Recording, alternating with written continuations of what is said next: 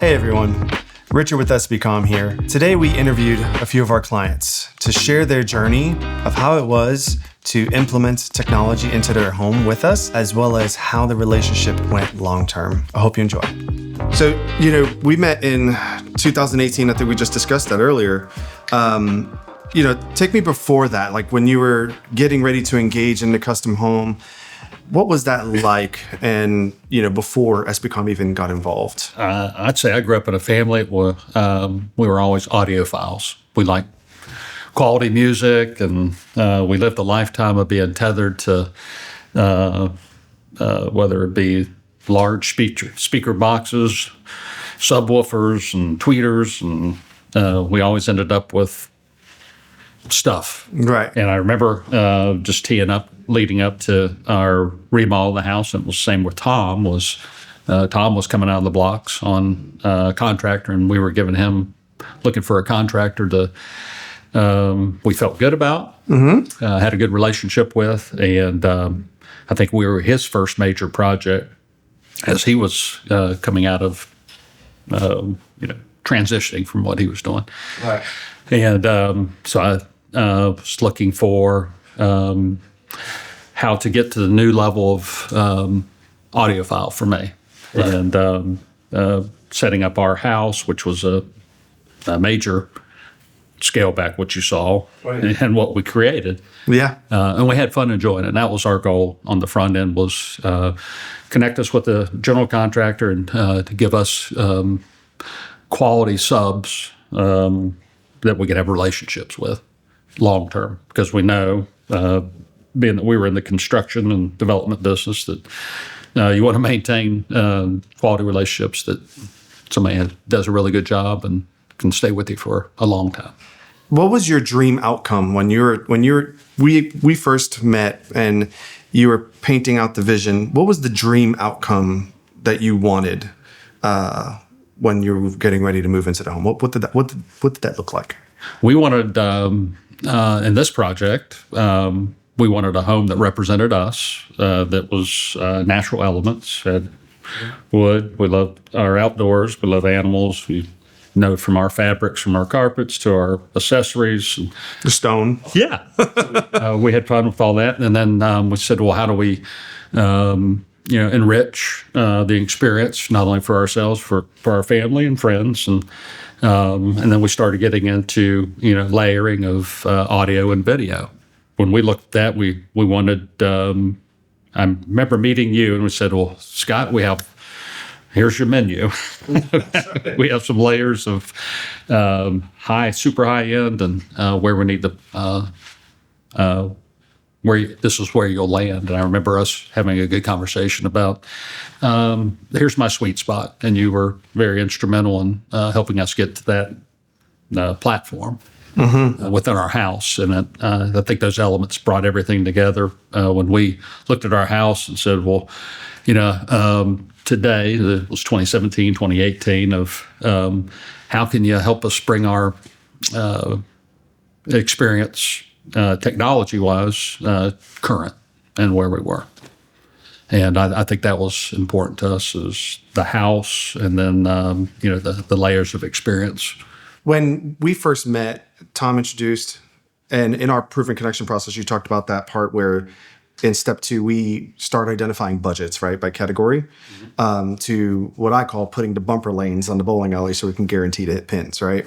Yeah. I don't want to hit a gutter ball. This is the team. So when that came, tell me, was there a point of nervousness in that process? And if the nervousness was there, when did it go away? And you felt like, oh wow, this is exactly where I wanted to head down. Typically, you go towards numbers, and you're making decisions, whether it be business and personal as well. And numbers are a factor, but again, I think we did a 180. At that point, Tom had brought you to us and said, "I feel good about Rich," and the answer was yes, because you sat down, you took your time, and I think that peeled back the onion in our decision-making process. Let's dive a little more into that. So once we did your design and we said, let's pull the trigger, right? You said, the experience with me getting to that level, getting to that point. Past that, when you started, interacting with the technicians and things like that were in the field, how did that experience go with the team? Did that transition, right, that feeling continue? Or were there any hiccups there or anything like that we want to present? I think it was a good experience, and there were hiccups. But what's important to me is with any project, we knew that through development, just in our history of it's how you navigate through the hiccup. Right. So we had hiccups. Most of that was construction, or we had something physical that wasn't able to allow us to get Cat 5 to a certain area. And I think your guys did a really good job of huddling up and, all right, well, here's plan A, plan B, plan C. Let's make a group decision and hit the road with that plan. And I think 2 or 3 of those during that construction period, because there was a lot involved with that house with stone. Yes. I remember the stone. Trust me. One side, the physical plant, the other, and then. But I think the process is your techs were very good in communication, and of course Tom was dialed in as well, and a very good facilitator. I remember 2 particular instances. One was the stone at the fireplace, because we wanted to do that recess. Yeah. And that didn't. But we came up with some alternates. There was a lot of fabrication. When we say we're custom integrators, the custom came out for sure. Yeah. To make that right. Throughout that timeline of your project, the 18 months, if you can define like a word or 1 to 2 words of the signature of SB Comm, like if somebody were to work with us, what would you say like a extreme call out signature word or small sentence? Seamless. Seamless. That's awesome. I love it. That's really good. We had a situation you already had in your mind. You brought to the conversation, here are your solutions, and I'm here to support your decision, but you gave me A, B, and C. Mm-hmm. Right. And I think that's important. Yeah, I want to expand on that, right? The seamless part. So we mark it out there to say, our 3 uniques is dependable, proactive, and personal touch. Mm-hmm. I feel like seamless falls into that one of those 3, or maybe it's a combination of those 3. But when you hear those 3 uniques that we say, does that sound right in dealing with us? And that's the 3 uniques that we have? Yeah, I think so. Your techs represent you. You and I talked about that, not only on the front end, and then once the relationship went through the maturation process of experience and time. And but yeah. So let's fast forward a little bit, right? Project's done. You're in the home. You're enjoying the home. I know there was some small little gremlins. We definitely both named them gremlins. We found them, fixed them, moved from there. But there was a point in time, right? That was in 2018, where it was 2023, I believe, where it was like, okay, we need to take a look, right, and see about upgrading, right? Technology advances at a very fast pace. We were maintaining it for 5+ years. So I would love to hear from you of that experience of the service side, right? From when we handed it over to you to that point to have the discussion where you and I finally had that discussion again, saying, okay, it's time to, miles are high. It's time to trade in the vehicle and get a new vehicle. Yeah. But between that, how did that process work for you? I think it worked good. I think from a customer perspective is, they get kind of, whether it's a car or our audio platform, or you get frustrated with something. Wait a minute, my lifetime on something was X, right? I thought it would be, Y. But I think in that process, when we did, I had a deeper appreciation, understanding, because I'd just done the project down in Florida with new hardware and new technologies came into play. And you and I had talked about it. 'Cause again, I sat back, I listened, and from your previous transactions with us was, okay, Rich is going to provide me a, B, and C. And we looked at it and, made a quick decision that this is what we have and this is the transition steps that need to happen. during that 2023, we launched that new project, right, to do some upgrades.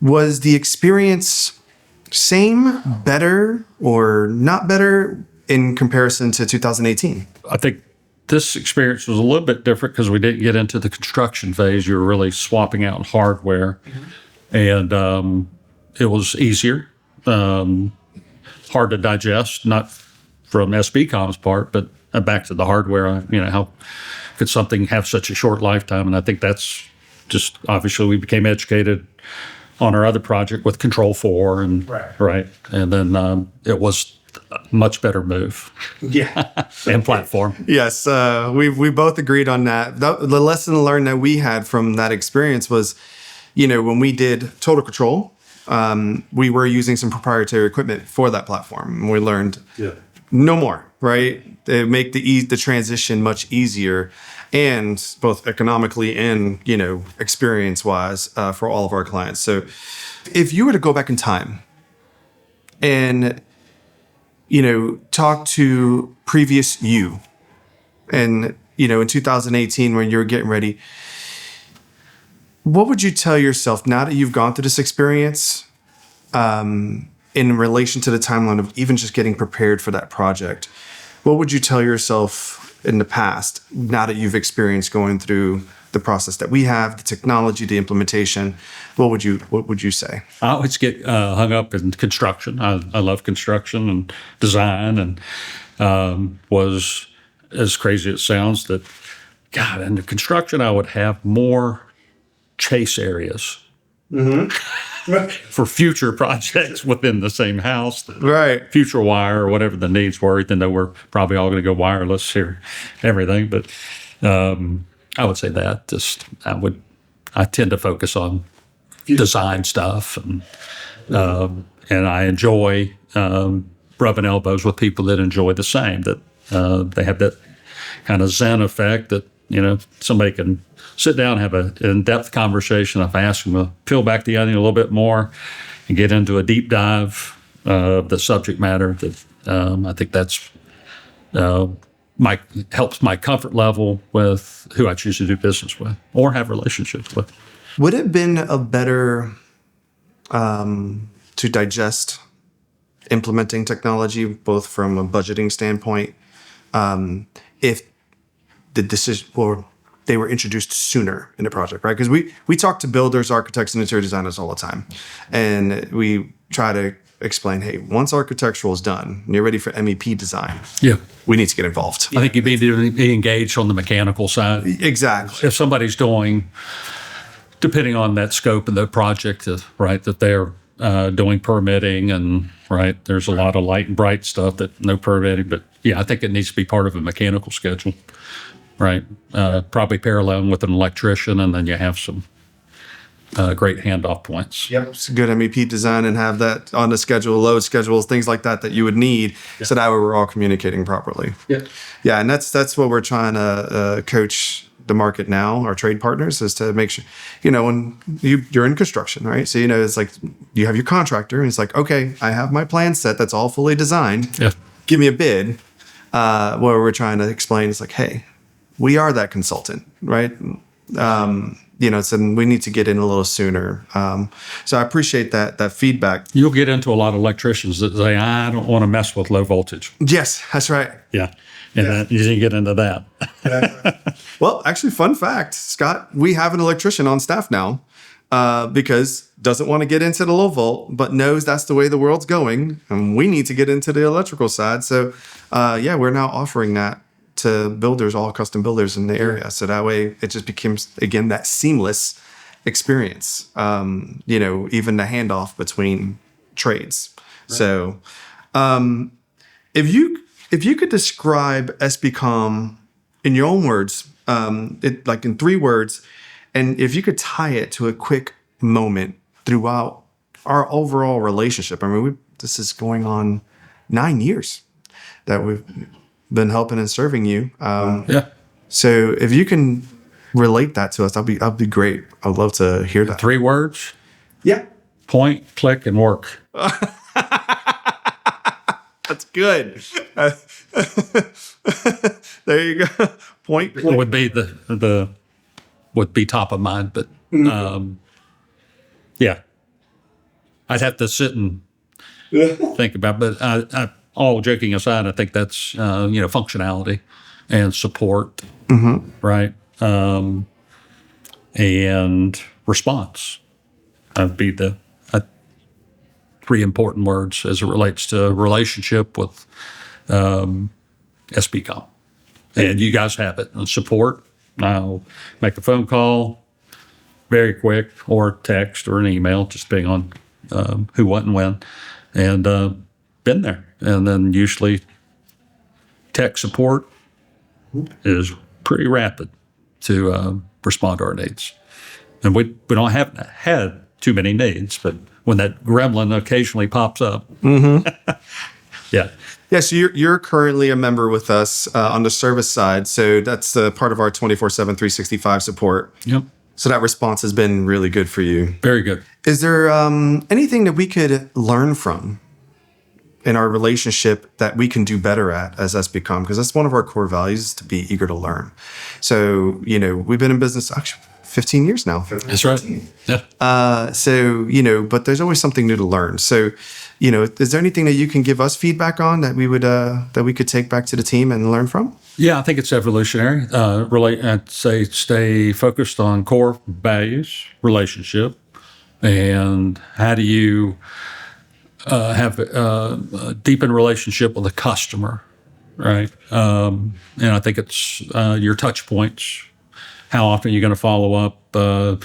Like you will call me and say, well, I'd like to come out and do a site visit. Let's just do a system analysis, and then a follow up, a circle back. I think those are important.